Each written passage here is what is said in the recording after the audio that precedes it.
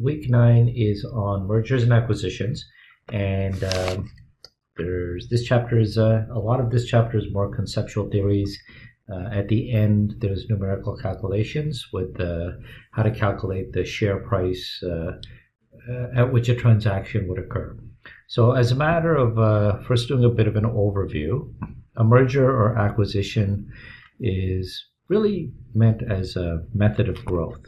Okay, so there's two types of growth that a company can achieve. It can either grow organically, which is just natural growth, or it can grow by acquisition, by acquiring other companies. And interestingly enough, most of the large companies that have gotten successful grew there organically. Acquiring isn't a way to have great success in the long run. A lot of mergers and acquisitions don't generally become successful, or not as successful as originally anticipated. We'll talk about that in a bit. The types of categories that the book talks about is, if you're looking at a takeover, it can be a traditional acquisition, which is friendly, where both parties agree on a price and the terms, or it can be something called a proxy contest. And this is essentially a hostile takeover, where the buyer doesn't want to be purchased, but it's a public company, so the seller doesn't want to be purchased, but the buyer is going to go make an offer anyways. And the last one is called going private. And this is also often a leveraged buyout. So it's when a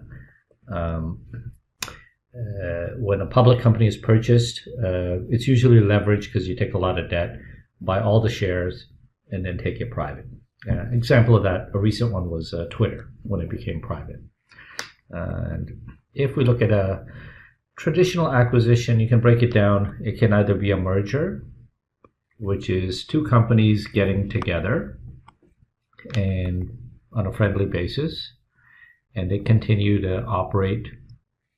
Or you can either acquire the stock of a company, in which case you own the shares. If you get more than 50%, you own the company. Or you can acquire the assets of a company. And the reason you'd purchase the assets rather than the stock is mainly because if the company has some lawsuits that they could be charged with, if you buy the stock, then you would be responsible. If you just bought the assets, then you didn't buy the company as a whole. You just bought whatever assets were of interest to you, and so you wouldn't get the lawsuit risk. Now, if you look at the types of mergers and acquisitions, there's three types. One is horizontal. This is in the same industry. And essentially this is, it's when you're buying like a competitor.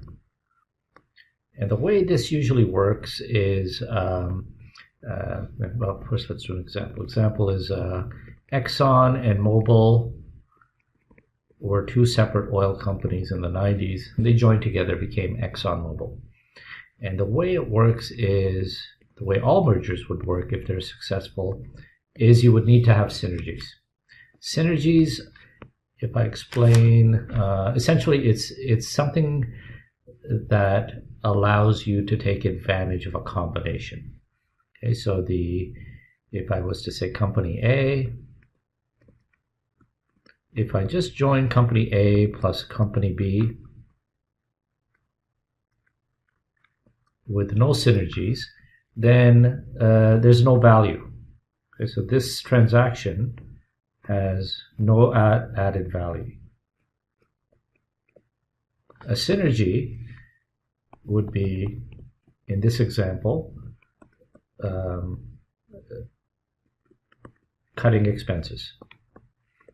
And it could be, the most common would be like duplicate departments. So if you had Two finance departments, Exxon and Mobil, each have their own. You don't need, if they each had 10,000 workers, you don't need 20,000. Maybe you need 15. And you start cutting. And then that's how the company becomes more profitable. So these synergies can exist as either expense, revenue. The textbook also says tax, losses. So if you buy a company that has tax losses, you can absorb it. And then combining that is what makes the merger successful. So a synergy is the key to a positive NPV merger. So the most common type is the one we discussed. Two companies in the same industry either getting together or one buying the other. The second is a vertical acquisition or takeover. And this is where you have the purchase of a supplier or customer. And a perfect example for this is like the oil industry. So you could have within oil industry, if you look at Exxon, they will have their drilling operations, they will have a refinery, and then they will have gas stations, and then you have the cars, the ultimate customer that's going to buy it. And in each one of these scenarios, there's going to be a profit markup. So you have the drilling operations is the area of the business that drills the oil. They own the land. They sell it to a refinery, add a profit. Refinery refines it, adds a profit, sells it to the gas station, and the gas station adds a profit and sells it to the end customer. So this is the flow of everything. And if you were to join it all together and make it one company, this could be any oil company. Oil does it very efficiently. ExxonMobil would have all of these operations. And the benefit for having that is that you get all of the profit for all three of those, as opposed to just one bit. And then the last type is a conglomerate. And this is where you have an unrelated industry.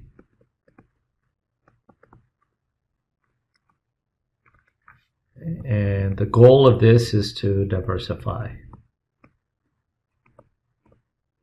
And that's not a good thing, ironically. Most people would think it is, but let's suppose you've got a parent company that owns subsidiary 1, subsidiary 2, and subsidiary 3. Each of these companies is in a different industry. And if I was to say each of them is $100 million, you would expect that the parent company will be $300 million. But that's not actually true. This will trade for some number below $300 million. And the reason for that is there's something called a holding company discount.